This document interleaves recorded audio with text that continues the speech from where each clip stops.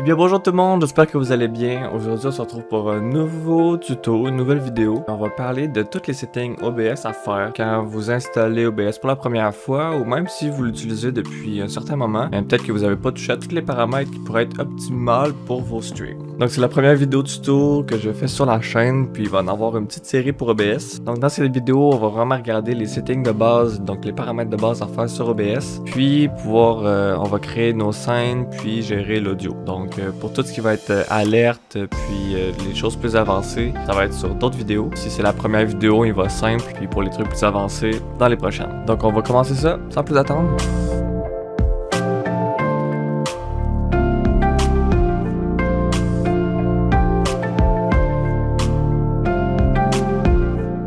Donc si vous êtes sur un nouvel ordinateur et que vous n'avez pas encore installé OBS, il faut commencer par installer OBS. Pour ça c'est très simple, vous ouvrez Google puis vous écrivez OBS. Puis vous sélectionnez la version, la plupart ça va être sur Windows, sinon il est aussi sur Mac et Linux. C'est très simple, vous ouvrez l'installateur, puis ensuite vous avez juste à suivre les étapes une après l'autre. Donc vous faites Next, vous acceptez. Donc pour l'installation, vous pouvez le changer si vous avez plusieurs disques durs, mais moi je vous recommande de le laisser sur le même disque dur. Donc vous faites tout simplement Install, mais moi il est déjà installé. Et puis donc une fois qu'il est installé, vous avez juste à l'ouvrir. Donc parfait, vous avez fait la première étape. Ensuite vous arrivez sur le logiciel OBS, tout simplement. Puis la première chose qu'on va faire, on va aller dans les paramètres. Donc dans les paramètres, si vous voulez changer la langue, le thème, ça va être dans les premiers paramètres ici. Ensuite, moi je coche toujours afficher une boîte de dialogue pour confirmer le démarrage d'un stream. En fait, ça va faire que si vous cliquez sur commencer le streaming, il va vous demander de confirmer. Comme ça, vous accrochez pas le bouton. Et puis ensuite, dans le déclenchement d'alignement des sources, vous allez activer déclencher avec le centre de l'écran. En fait, ça va faire que quand vous allez déplacer vos images, vos caméras, tout ça, vous allez pouvoir le centrer simplement dans l'écran. Pour le reste, ici, c'est bon. Ensuite, on va aller dans le stream, donc le flux. Puis ici, vous allez pouvoir connecter votre compte. Si vous êtes avec Twitch, vous avez l'option pour simplement connecter votre compte Twitch. Nous, on va rester sur Twitch, puis on va lier notre compte. Ça vous ouvre une petite fenêtre, puis vous connectez sur votre compte. Une fois que vous avez le bouton déconnecter le compte, ça veut dire que votre compte est connecté, donc tout est beau. Ensuite, dans la sortie, pour les débutants, vous pouvez laisser ça en mode simple. Je vais montrer quand même les deux, donc simple puis avancé, il y a deux modes. Donc pour le simple, le streaming, ici vous allez pouvoir changer le débit vidéo. Dans le fond, c'est le nombre d'informations un peu qui est envoyé à Twitch par seconde. Puis en gros, si vous voulez pouvoir faire des lives en 1080p, 60 fps, le bitrate c'est 6000. Puis donc dans le fond, le maximum qu'on peut faire sur Twitch en étant nouveau ou affilié, c'est 6000. Ça peut être débloqué quand vous devenez partenaire. Je crois que ça débloque à 8000 ou plus, je crois. Mais le max, c'est 6000. Ensuite, l'encodeur. Dans le fond, vous pouvez choisir entre logiciel et matériel. En fait, ça va faire en sorte que ça soit le CPU ou la carte graphique qui crée les images à chaque seconde. Si vous avez une très bonne carte graphique, vous prenez NVENC. Si vous avez un très bon CPU, puis une moins bonne carte graphique, vous preniez le logiciel. Mais la plupart du temps, vous allez prendre matériel. Le débit audio, vous laissez comme ça. Puis tout est beau. Pour enregistrer, en fait, c'est quand vous allez cliquer sur démarrer l'enregistrement ici en bas, vous pouvez changer les paramètres.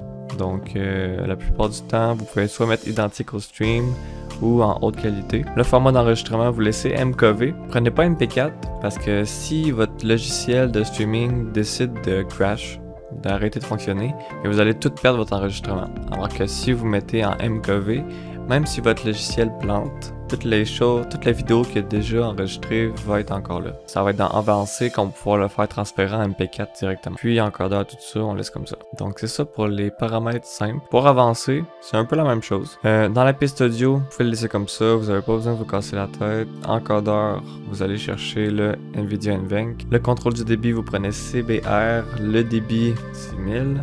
L'intervalle d'image clé, vous mettez 2. Le pré-réglage, vous pouvez laisser qualité, profil, height, même chose. Puis vous pouvez tout laisser comme ça. Donc tout est beau. Ensuite, si vous voulez aussi faire les paramètres avancés pour l'enregistrement, même chose ici. Vous laissez tout ça comme ça, en MKV, piste audio, l'encodeur. Vous pouvez choisir l'encodeur que vous voulez, donc NVIDIA. Vous laissez ça comme ça. Puis ensuite, vous contrôlez ici, donc CBR. Pour l'enregistrement, si vous avez vraiment une très bonne carte graphique, vous pouvez l'augmenter. Donc, par exemple, moi, j'ai un ordinateur séparé pour le streaming et l'enregistrement. Donc, je mets 40 000. Ça fait en sorte qu'il y a plus de détails dans l'image. Donc je peux faire plus de zoom quand je fais mes montages et tout. Donc image d'intervalle clé, vous mettez 2, puis vous laissez tout comme ça. Donc tout est beau pour sortie, mais on va laisser simple. Ensuite dans l'audio, par défaut vous allez avoir des trucs sélectionnés ici là, dans audio du bureau puis micro. Désactivez-les, vous en avez, c'est pas là que vous allez les gérer, pas du tout. Puis tout le reste vous laissez ça comme ça. Dans vidéo, ici ça va dépendre vraiment de la puissance de votre ordi. La résolution de base, vous laissez 1920 par 1080. Si c'est pas déjà le cas, vous mettez 1920 par 1080. La résolution de sortie mise à l'échelle, pour la première utilisation, mettez-la à 1920 par 1080. Puis si vous voyez que votre ordi a de la misère à streamer, vous allez pouvoir venir descendre ça ici puis les FPS. Donc si vous mettez les deux 1920 par 1080 puis tout fonctionne, vous mettez bilinéaire. Bilinéaire. En gros, c'est le plus rapide à utiliser s'il n'y a pas de mise à l'échelle. Mais si, pour une raison quelconque, votre ordi a de la misère à rouler, ben vous le descendez par exemple en 1280 par 720.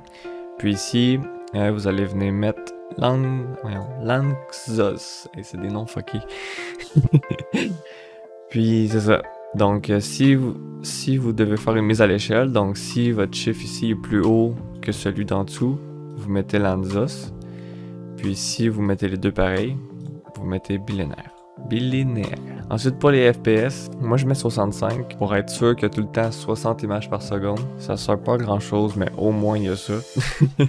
Même chose pour quand je fais les montages, j'ai au moins mon 60 images par seconde. Dans le fond là aussi vous allez pouvoir changer les paramètres si vous trouvez que votre ordi a de la misère à faire le live. Donc premier essai, vous mettez 60, puis si vous voyez qu'il y a de la misère, vous mettez 30. Puis on est bon pour l'aspect vidéo.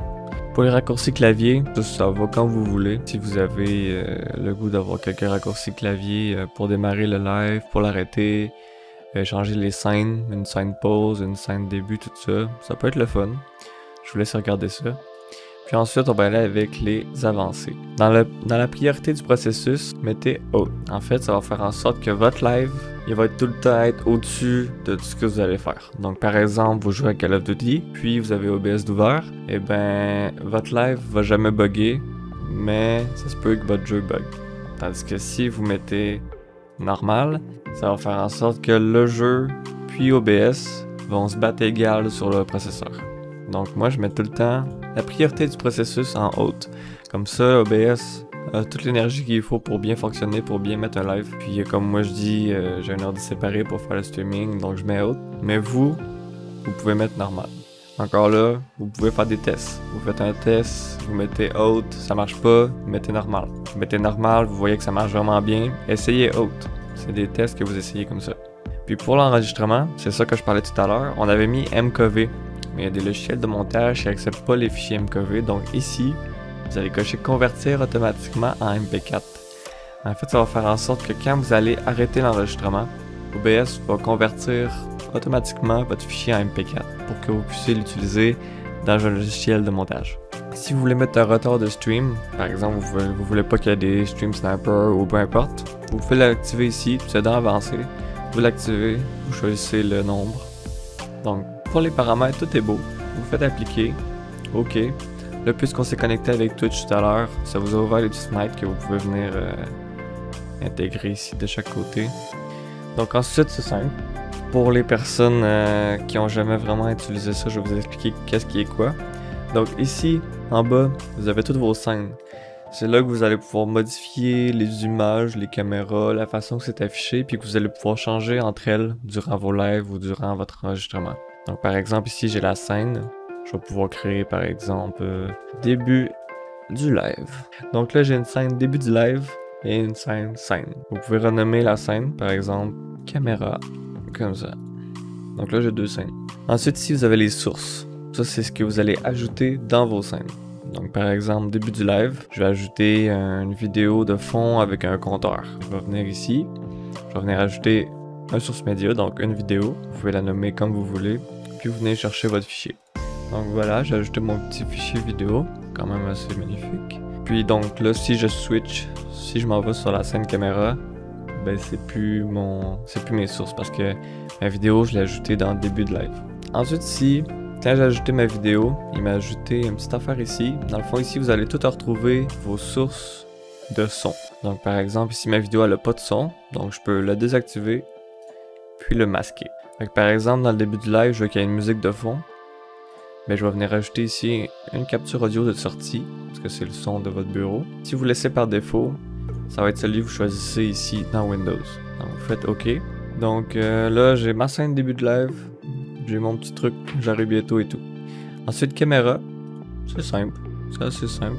Vous cliquez ici, périphérique de capture vidéo, OK. Vous choisissez votre caméra. Moi, je n'ai pas sur cet ordi-là. Puis ensuite, vous venez la mettre dans votre espace. C'est assez simple. Donc là, on a début du live, on a caméra. Si on veut ajouter un truc pour les jeux, on va venir ici, vous allez faire les différentes choses. Si vous voulez vraiment capturer votre jeu, vous faites capture de jeu. Parce que si vous prenez, par exemple, capture d'écran, ben la capture d'écran va capturer tout l'écran. Votre jeu va avoir vraiment pas beaucoup d'FPS sur votre live. C'est vraiment pas le but, c'est pas ça qu'on veut. On veut qu'il y ait le plus d'FPS possible. Donc la capture de jeu va vraiment aller capturer le jeu directement, qui est géré par votre carte graphique. Donc votre capture de jeu, vous la mettez là, vous la mettez en full screen. Puis ensuite, vous venez ajouter votre caméra qu'on a ajoutée tout à l'heure par-dessus. Puis vous mettez ça tout beau. Donc là, on a trois scènes, toutes belles, toutes propres. Pour les docks, on appelle ça des docks. Ici, vous avez l'information de diffusion, puis le chat de l'autre côté. C'est deux choses que vous pouvez enlever, que vous pouvez replacer après. Ici, dans afficher dock. Donc, afficher en haut, dock. Vous venez activer le chat. Moi, j'ajoute toujours le flux d'activité Twitch, puis je le mets toujours à côté de mon chat. Comme ça, ici, ben, je peux voir mes derniers follow, mes derniers subs, juste à côté de mon chat.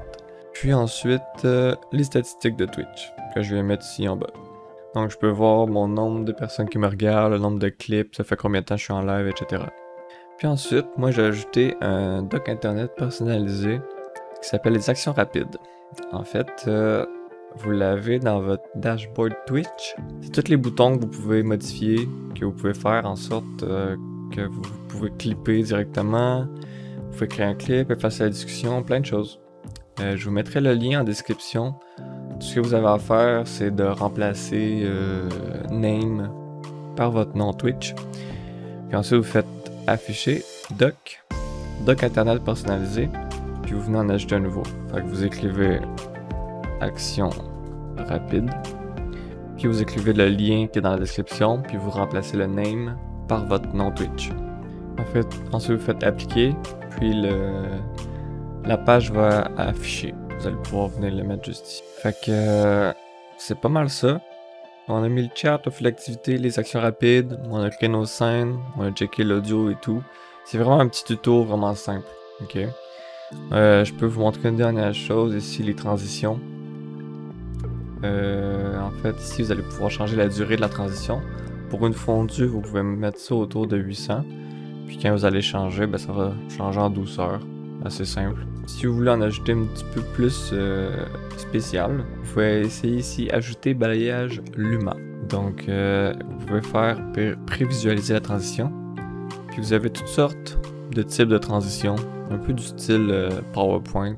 Vous pouvez tout faire ça, des choses comme ça. Puis une fois que vous en trouvez une qui est assez pas pire, vous enregistrez. Puis ici c'est sélectionné. Donc vous changez. Ça fait une petite transition assez le fun. Donc j'espère que ce tuto vous a plu. Dans le fond c'est vraiment un tuto simple pour OBS. Je vais en faire deux autres. Un pour afficher les alertes. Afficher des choses que vous pouvez ajouter sur votre live qui fait en sorte que votre stream va être un peu plus attirant.